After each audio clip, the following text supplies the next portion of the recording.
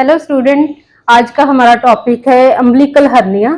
तो ये pre mature बच्चों की प्रॉब्लम है and it is seen mostly in females as compare to males. Female बच्चों में ज्यादा होती है मेल्स बच्चों के कंपैरेटिवली। अम्बिलिकल हर्निया जो है प्री मेच्योर बच्चों की प्रॉब्लम है, न्यू बॉर्न की प्रॉब्लम है एंड आफ्टर सम डेज ये प्रॉब्लम जो है हमें आइडेंटिफाई हो सकती है, इसके सिम्टम अपीयर हो सकते हैं।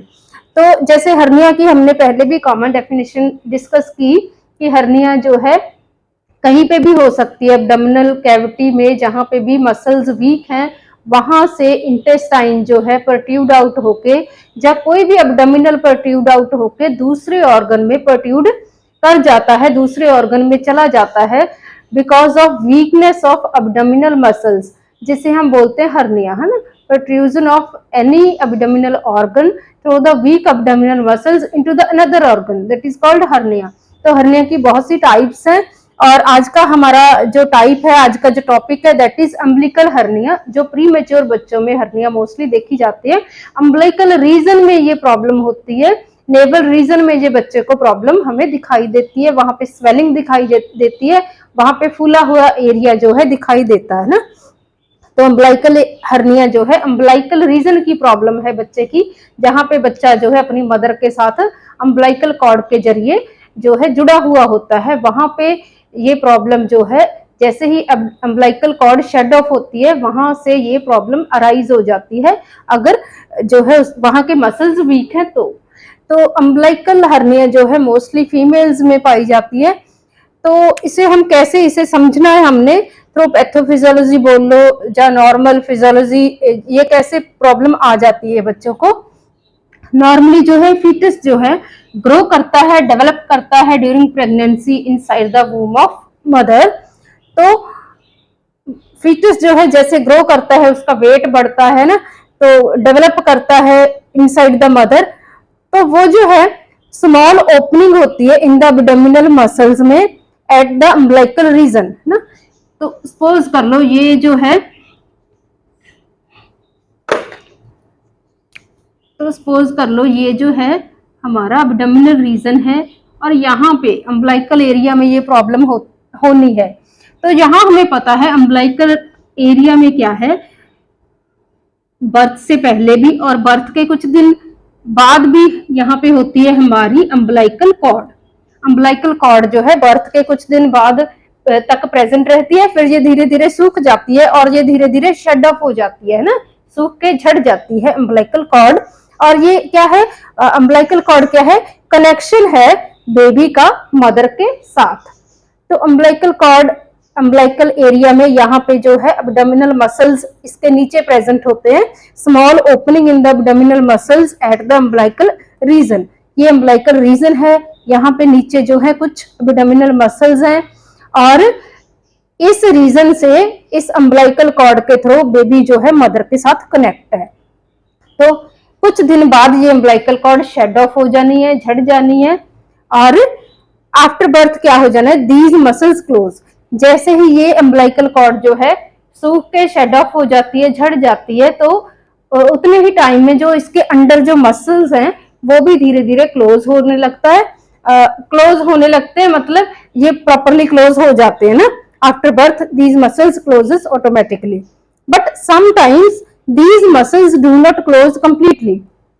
लेकिन कुछ केसेस में ये जो इसके नीचे जो मसल्स हैं, अब इस अम्बिलिकल रीजन में जो मसल्स हैं, ये मसल्स क्लोज कंप्लीटली नहीं होते, कंप्लीटली क्लोज नहीं होते, जब पार्शली क्लोज हो जाते हैं, पार्शली नहीं होते।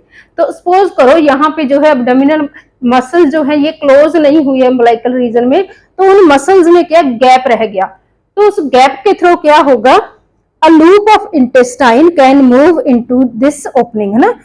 इस मसल्स की जो ओपनिंग रह गई, जो उनके बीच में जो स्पेस रह गई, मसल्स क्लोज नहीं हुए, वहां से इंटेस्टाइन जो है प्रोट्रूड होके बाहर आने लगी। A loop of intestine can move into this opening, in muscles की ओपनिंग के थ्रू इंटेस्टाइन जो है मूव आउट होने लगी, जिसे हम बोलते हैं अम्बिलिकल हर्निया। अम्बिलिकल हर्निया कैसे अपीयर होती है, स्वेलिंग होती है बेबी के at this belly button area में स्वेलिंग हो जाती है, जैसे हमारे घरों में बल्ब होता है वैसे स्वेलिंग जो है अपीयर होने लगती है। और इसे हम जो है देख भी सकते हैं कि जैसे ही बच्चा क्राई करता है, जैसे ही इंट्रा एब्डोमिनल प्रेशर उसका बढ़ता है रोने से, जहाँ पेट में गैस फॉर्मेशन होने से, तो ये स्वेलिंग काफी सारी उभर के बाहर आ जाती है। लेकिन जैसे ही बच्चा सो जाता है, काम कंडीशन में चला जाता है, रिलैक्स हो जाता है, तो ये डिसअपियर, धीरे धीरे डिसअपियर होके बिल्कुल ही ऐसा लगता है कि कोई प्रॉब्लम है ही नहीं, ये कंप्लीटली डिसअपियर हो जाती है। इंटेस्टाइन जैसे ही बच्चा रिलैक्स होता है अपनी जगह पे चली जाती है और जो स्वोलन एरिया है ये बिल्कुल फ्लैटन में चेंज हो जाता है और कोई प्रॉब्लम हमें दिखाई नहीं देती जब बच्चा रिलैक्स होता है। लेकिन जब बच्चा क्राई करता है तो ये प्रॉब्लम जो है इंटेस्टाइन बाहर की तरफ उभर के आ जाती है और एक ऐसा एरिया जो है यहाँ पे जनरेट कर देती है, ऐसा फुला हुआ एरिया यहाँ पे बन जाता है, जिससे हम बोलते हैं अम्बिलिकल हर्निया। जब बच्चा क्राई करेगा तब ये सिम्टम अपीयर होगा अम्बिलिकल हर्निया का, जब बच्चा रिलैक्स्ड होगा तो अम्बिलिकल हर्निया जो है डिसअपियर हो जाएगी। तो ये जो है फीमेल प्रीमेच्योर बच्चों को ये प्रॉब्लम ज्यादा आती है as compare to mature babies. तो दिस इज अबाउट, तो क्लिनिकल सिम्टम भी इसके यही है कि जैसे बच्चा जो है अनकंफर्टेबल होता है, कि जैसे जो बच्चा अनकंफर्टेबल होता है, क्राई करता है, तो यहाँ पे स्वेलिंग अम्बिलिकल रीजन में दिखाई देती है।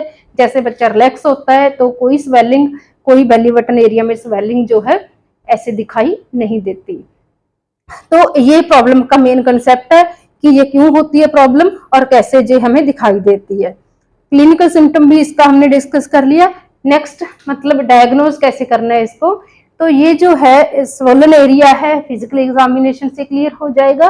और फर्दर जो है कितने इंटेस्टाइन इसके बीच में प्रेजेंट है, इंटेस्टाइन का कितना पार्ट इसके बीच में प्रेजेंट है, वो एब्डोमिनल एक्सरे से क्लियर हो जाएगा, वो अल्ट्रासोनोग्राफी से क्लियर हो जाएगा।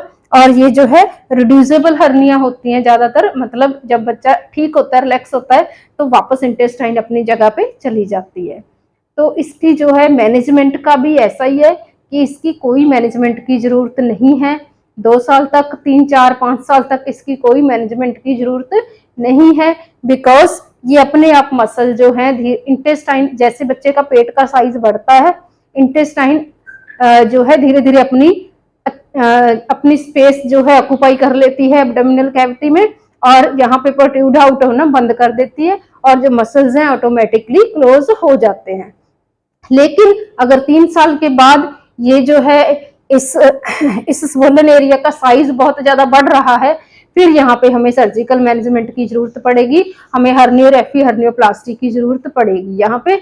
अदरवाइज ये अपने आप प्रॉब्लम जो है रेस्टिंग कंडीशन में डिसअपियर भी हो जाती है और अपने आप धीरे धीरे मसल जो है वो क्लोज हो जाते हैं और इंटेस्टाइन अपनी जगह पे चली जाती है और इसको कोई भी सर्जिकल मैनेजमेंट की जरूरत नहीं है। लेकिन हमारे होम में, हमारे घरों में प्रैक्टिस की जाती है कई लेडीज के द्वारा कि इसे हल्का सा जैसे हम प्रेस करें तो इंटेस्टाइन अपनी जगह पे चली जाती है एब्डोमिनल कैविटी में।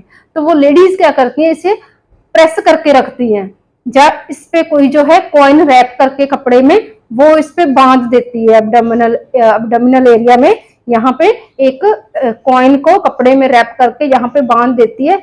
तो ये बिल्कुल रॉन्ग प्रैक्टिस है, ये नहीं करनी, बिकॉज वो कॉइन क्या करेगा, वो आयरन का बना है, लोहे का बना है कॉइन, चाहे हमने कपड़े में रैप करके यहाँ पे बच्चे के हमने यहाँ पे कस के बांध दिया तो प्रॉब्लम तो डिसअपियर हो जाएगी, बच्चे प्रॉपरली क्लॉथ भी वियर कर सकेगा। क्योंकि फीमेल्स को प्रॉब्लम होती है कि न्यूबॉर्न बच्चा है, उसको कोई देखने आएगा, रिलेटिव्स आएंगे, तो वो क्या करती है, बिकॉज जब ये स्वोलन एरिया है तो बच्चे को जो कपड़े पहनाए हैं वो भी वहां पे मतलब नहीं टिक पाएंगे, तो वो क्या करती है यहाँ पे एक कुछ बांध देती है ताकि ये जो है प्रॉब्लम अपीयर ना हो। तो वो बिल्कुल नहीं करनी। वो क्या कर देगी, जब यहाँ पे हम आयरन वाला जो है कॉइन बांधेंगे तो वो एक क्या करेगा, प्रेशर जो क्रिएट करेगा इस एरिया पे और वहां पे नेक्रोसिस करना शुरू कर देगा, वहां पे ऑक्सीजन सप्लाई बंद कर देगा। कहीं पे प्रेशर हो तो वहां पे ऑक्सीजन सप्लाई बंद कर देगा, वहां पे जगह जो है वहां पे गलने सड़ने लगेगी, ऐसी फर्दर प्रॉब्लम्स आएंगी। तो ये रॉन्ग प्रैक्टिस नहीं करनी, बिकॉज ये प्रॉब्लम जो है धीरे धीरे 2 साल में 3 साल में अपने आप ठीक हो जाती है।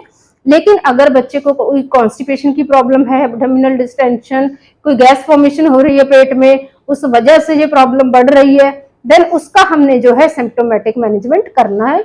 और अगर 5 साल तक 3 साल तक इसका साइज बहुत ज्यादा बढ़ रहा है रेगुलरली, तो इसकी सर्जिकल मैनेजमेंट हमने करनी है। And after the surgery we have to do the pre operative and post operative nursing management also, as we have discussed earlier. तो ये है इसका अम्बिलिकल हर्निया के बारे में हमने आज डिस्कस किया कि ये कैसे हो जाती है और कैसे अपीयर होती है। क्राई करता है जो बच्चा उसमें अपीयर होती है, रिलैक्स बच्चे में डिसअपीयर हो जाती है। इसकी कोई मैनेजमेंट की जरूरत नहीं है 1, 2, 4 साल तक। और फिर अगर इसका साइज इंक्रीज हो रहा है देन सर्जिकल मैनेजमेंट की जरूरत है। And after the surgery, before the surgery, pre operative and post operative management की जरूरत है। I think you have understood this topic, and if you have any doubt then you can ask. Thank you so much.